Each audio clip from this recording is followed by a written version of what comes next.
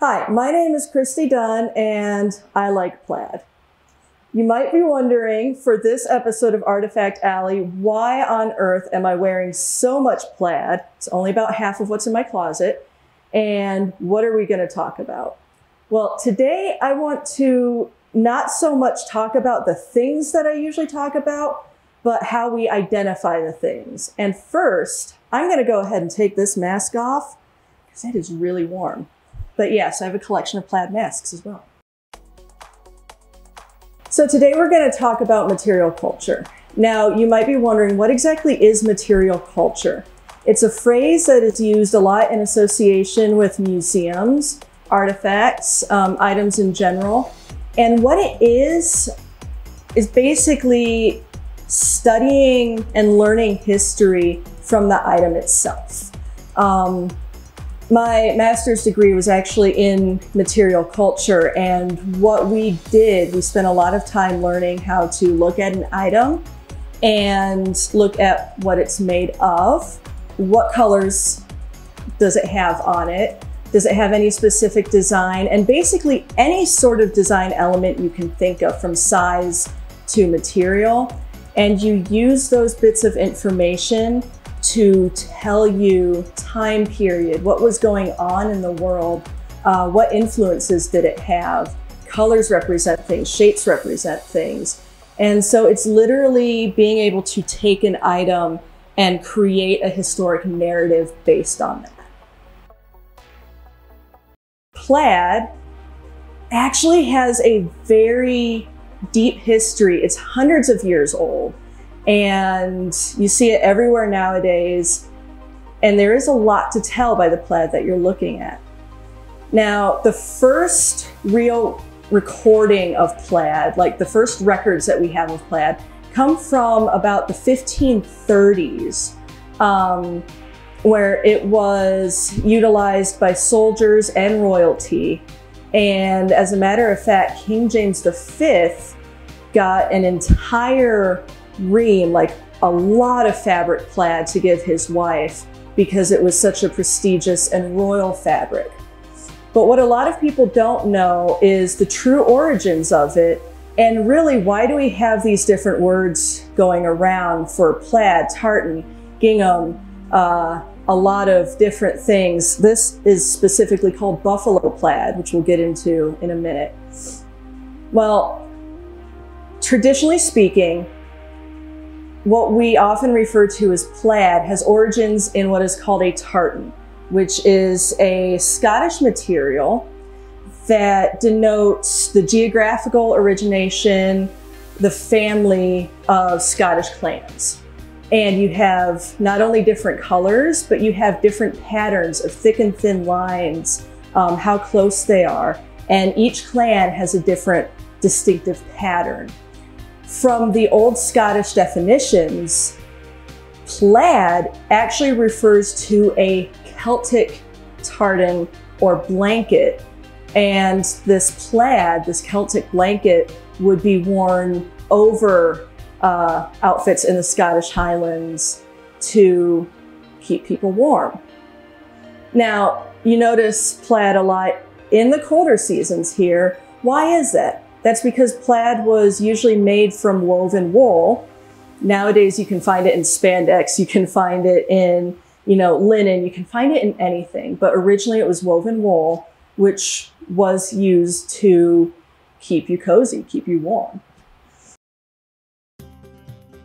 So in the 18th century, tartan kilts were a major part of Scottish culture.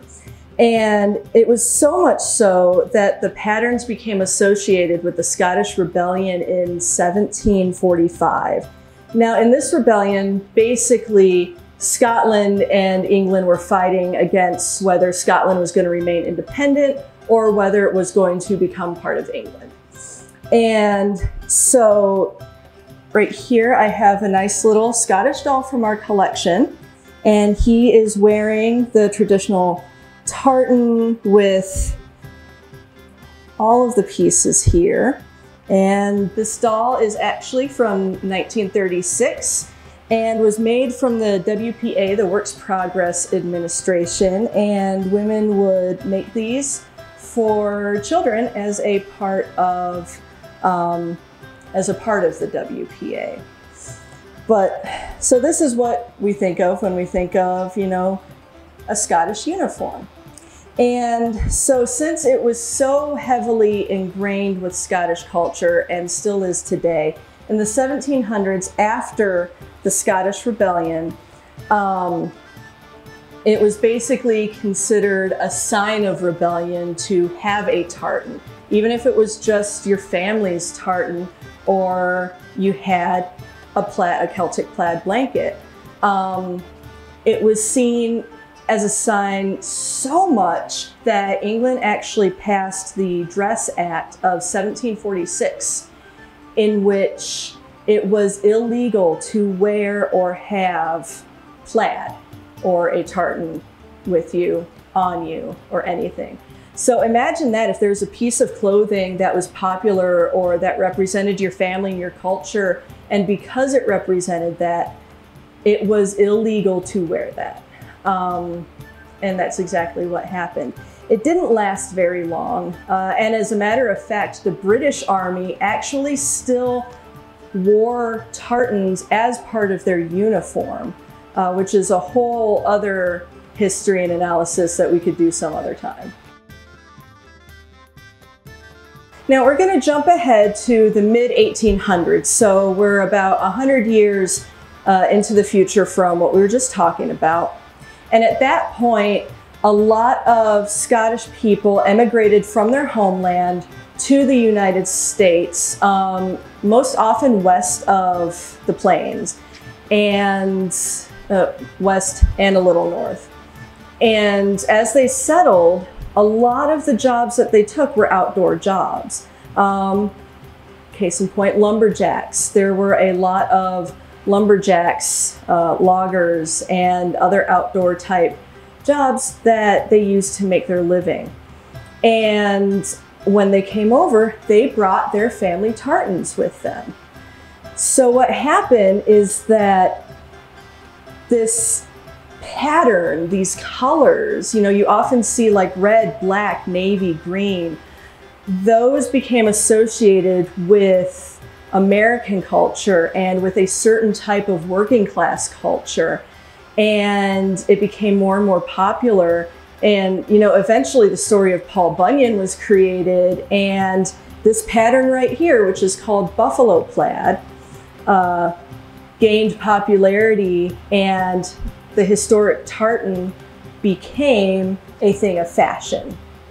So in 1850, the Woolwich Woolen Mills Company actually took the tartan and turned it into the buffalo plaid. And they are responsible for creating this pattern and popularizing it.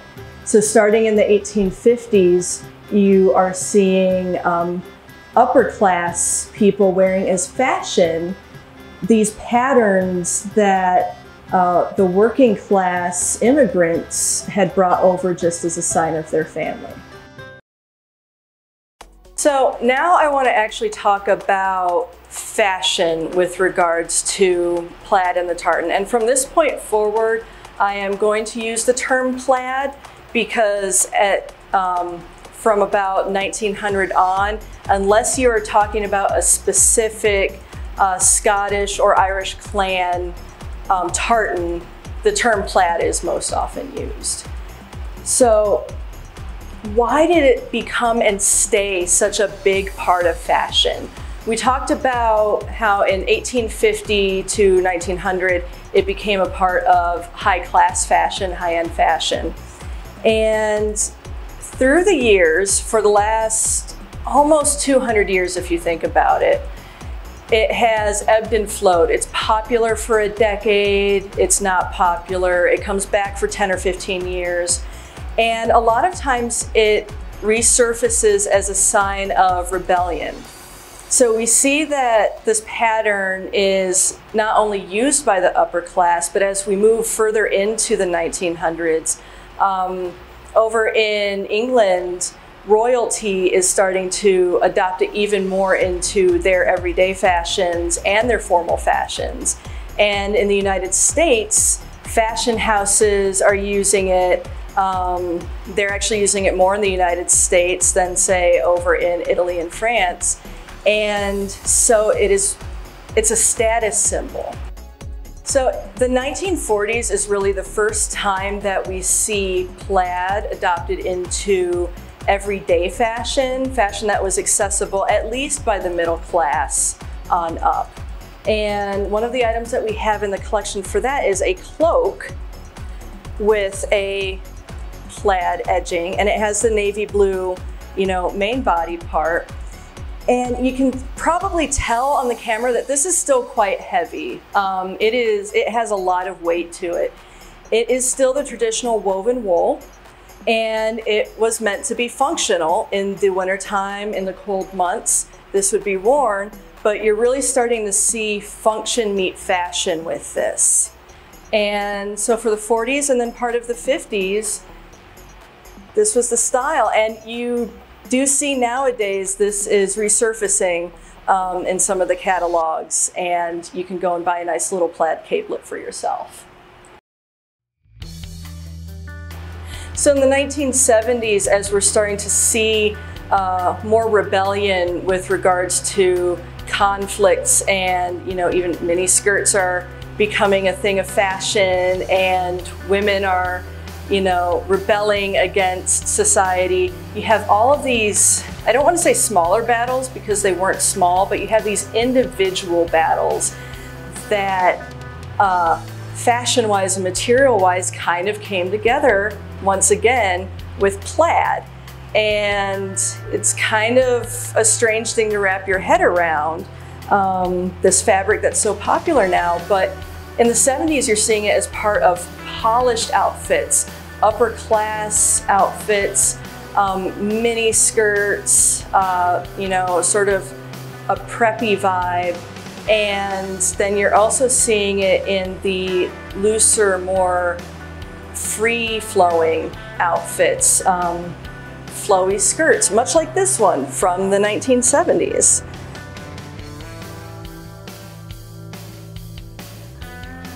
So after the 70s, in the 80s, you're starting to see all of this color blocking, and once again, plaid fashion kind of dies out. In the 90s, you see a resurgence again, especially over in England as well as the United States, specifically in the world.